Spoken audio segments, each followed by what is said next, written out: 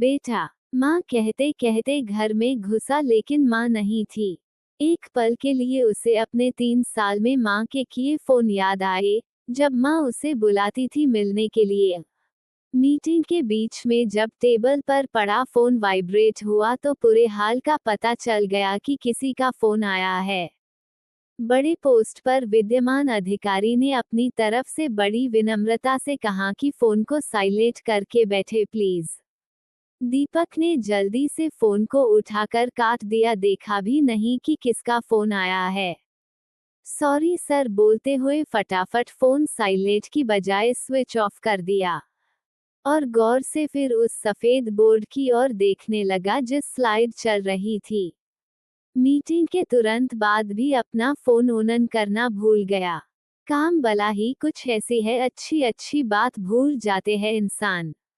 बने रहना है अगर बॉस की नज़रों में, दौड़ में प्रमोशन की, पैसे की, स्टेटस की, तो पूरा समय झोंकना पड़ता है। आप नहीं होंगे तो आपकी जगह है कोई और लेने के लिए पीछे से टक्कर मारकर आगे निकलने वाले हैं बहुत है। थोड़ी सांस आई इन सब बातों से तो याद आया कि फोन भी पड़ा है निर्जीव कहीं जेब में। तुरंत ही निकाला और उसका बटन दबाकर फिर उसे अपने संसार में प्रवेश दिया। कुछ सोचता समझता इसके पहले ही बीवी का फोन आ गया। कहाँ हो आप, फोन भी ऑफ है, मांझी का फोन आया था। इतना कहते हैं प्रदीप समझ गया कि मीटिंग में बजने वाला वाइब्रेटर मांझी का ही होगा। थोड़ा छल्लाकर बोला, अरे हाँ पता है, वो आने का ही बोल रही होगी। करता हूँ मैं उनसे बात फ्री होकर।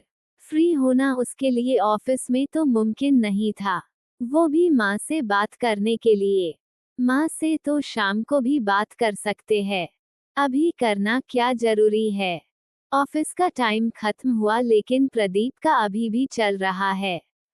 ये फाइल दिखने में छोटी होती है लेकिन जिंदगी निकल जाती है इनमें सर घुसा घुसा कर। ऑफिस में घर आया, पत्नी ने कुछ कहा नहीं, एक तो पहले ही लेट हो गए, ऊपर से अगर फिर कोई ऐसी बात कह दी जिससे भड़क गए तो उसकी खैर नहीं। इसलिए खाना गर्म करके खिला दिया। रात सोते समय प्रदीप ही अचानक बोला, अरे तुमने याद नहीं दिलाया, माँ को फोन करना था। पत्नी बोली, कहाँ करते, यह आपका ऑफिस थोड़ी है जो रात 12 बजे तक खुला रहे, समय देखो 1 बजा है, 11 बजे तो आपने घर में कदम रखा, कब बात करते। चद्दर झटकाते हुए अब पत्नी को एहसास हो गया था कि अब दिन का वो समय है जब वो थोड़ा बहुत पति को ताना मार सकती है। माँ को 3 साल हो गए हैं आपसे मिले, कब से कह रही है कि एक बार मिल लो, पर आप जाते ही नहीं। अरे तुम लोग तो गए थे पिछले साल, हम गए थे, आपको मिलना है। हाँ करता हूँ, कुछ महीने 2 महीने में जाने का, अभी छुट्टी नहीं ले सकता। सुबह होते ही वही दौड़ा भाग शुरू, ऑफिस जाने के पहले ही ऑफिस घर आ जाता है। फोन आते रहते हैं, एक चालू रहता है तो दूसरा कतार में रहता है। इसी बीच पत्नी आई कुछ बोलने के लिए लेकिन साहब को मूड देखकर फिर किचन में चली गई। प्रदीप ने जल्दी जल्दी अपने सारे ऑफिस को घर समेटा गाड़ी में डालने के लिए, गाड़ी से फिर वही ऑफिस की असली जगह पर ले जाने के लिए। पूरा दिन फिर वही करना है काम। एक बार फिर माँ का फोन आया, इस बार फिर काट दिया, मन में ये सोचा कि आज तो माँ से बात करूंगा ही। थोड़ा सा माँ पर प्यार भी आया, सोचा कि अब फोन आया तो जरूर उठा लूंगा, लेकिन फिर बजा नहीं। मन किया कि करे बात, लेकिन फिर दूसरा मना गया कहने की करेंगे ऑफिस के बाद। फिर वही बात हुई, काम में उलझ कर फिर से एक बार वो भूल गया माँ से बात करना। शाम को ऑफिस से जाने में फिर लेट हो गया। घर गया तब प्रदीप को पत्नी को देखकर याद आया कि आज उसने भी फोन नहीं किया। पहले तो कुछ नहीं बोला लेकिन खाना खाते वक्त सोचा कि पूछ लेता हूँ। इसके पहले कि पूछता पत्नी ने बोल दिया, मेरा फोन खराब हो गया है, सुबह से ऑन नहीं हो रहा है। मैं आपको बताने वाली लेकिन सुबह आप बिजी थे तो नहीं बात की। प्रदीप कुछ उसे कुछ कहता इसके पहले उसने घड़ी देखी, समय फिर वही 10:30।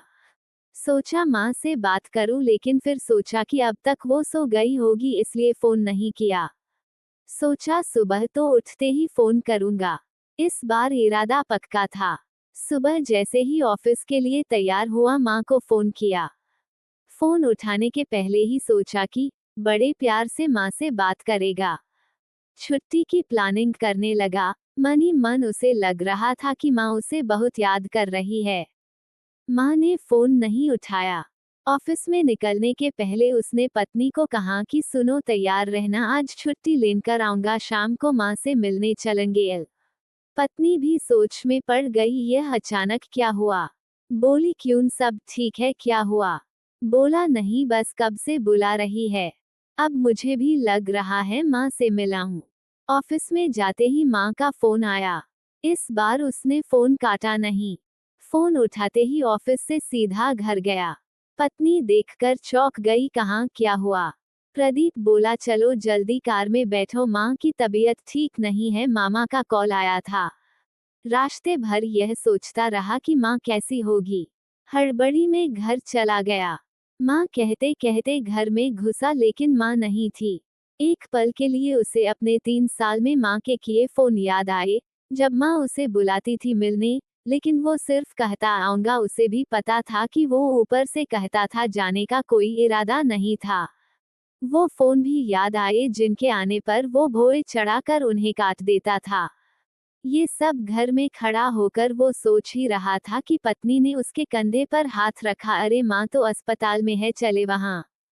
उसकी सुन जैसी टूटी, फिर गाड़ी घुमाई अस्पताल की ओर, मन में बस यही दुआ कि माँ ठीक हो, बस अब हर दिन बात करूंगा, माँ की नहीं मानूंगा, उनको अपने साथ ही लेकर जाऊंगा।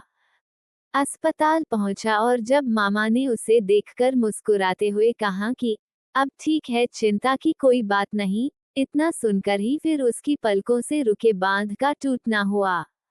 बच्चों की तरह रोया। माँ के कमरे में गया तो माँ ने कहा, अरे रोता क्यों है, अभी नहीं मरने वाली, ठीक हूँ, बेवजह तुमको परेशान किया, मैं यूं भैया को कह रही थी कि मत बुलाओ, उसे काम होगा। हाथ पके माँ का कहने लगा, माँ मैं अच्छा बेटा नहीं हूँ।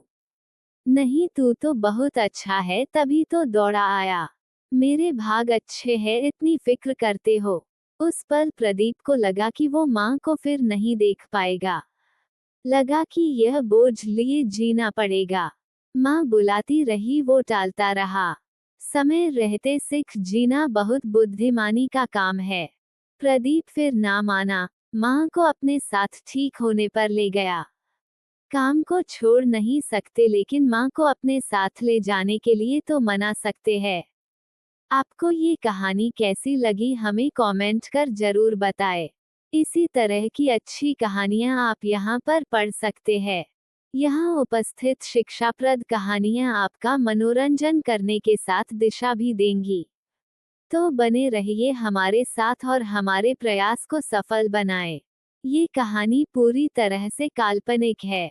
इसके पात्र, घटनाएं, स्थान, नाम भी काल्पनिक है। इसका किसी के भी जीवन से मेल खाना महज एक संयोग होगा। कहानी का उद्देश्य केवल मनोरंजन करना है। कृपया इसे उसी तरह से लिया जाए। पाठक अपने विवेक का इस्तेमाल करें।